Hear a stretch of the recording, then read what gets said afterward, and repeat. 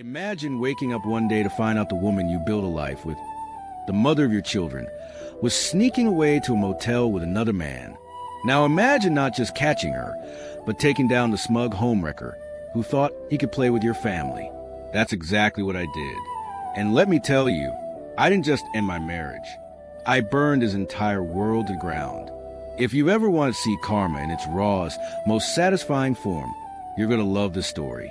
Hit that like button, subscribe, and stick around because what started with a cheating wife ended with a man losing his job, his family, his house, and his dignity. It was the early 2000s. My wife and I had been together for years, raising our two kids, 4 and 6 at the time. Life was supposed to feel stable, normal, but cracks started to show. The kids, innocent, talkative, started mentioning how often they were spending time at my in-laws' house. Now, that wouldn't normally raise alarms, but they lived 90 minutes away, and my wife, she wasn't working full-time. Why would she be driving that distance 2 or 3 times a week just to drop them off? The math didn't add up. My gut twisted every time they mentioned it. When I asked her directly, she denied everything. But here's the thing, she was never a good liar. Her voice would shake, her eyes darted, and I could feel it. Something was rotten.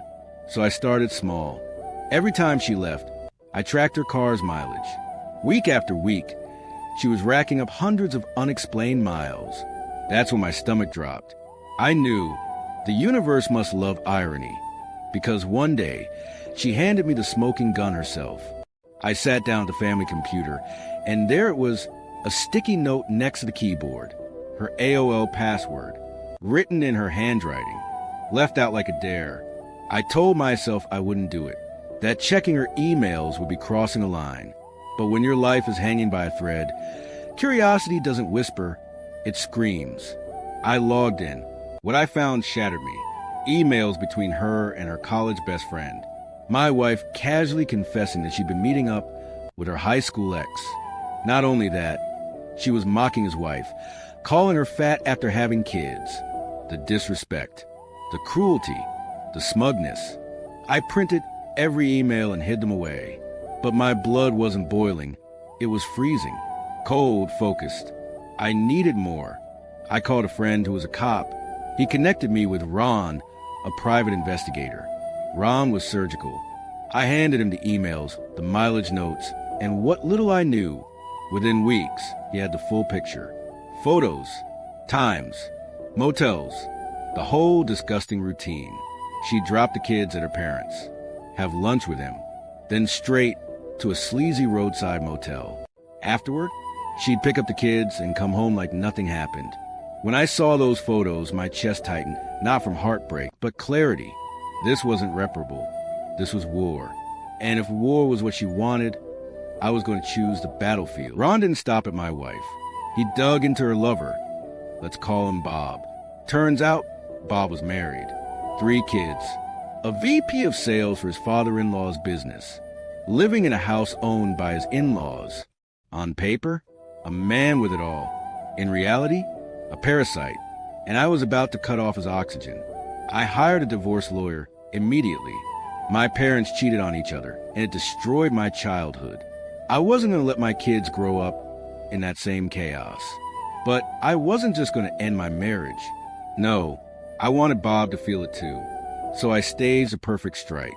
On the same day my wife was served divorce papers at her workplace, humiliation built right into the delivery.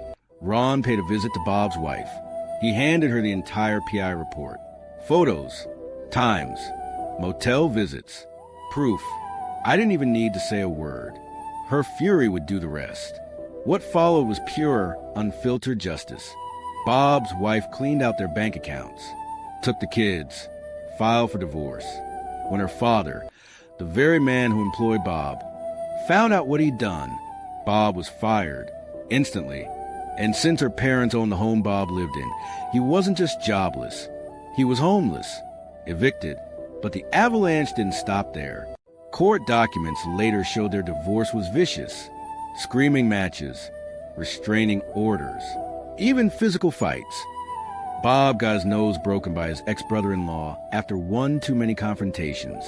police reports, criminal charges, jail time.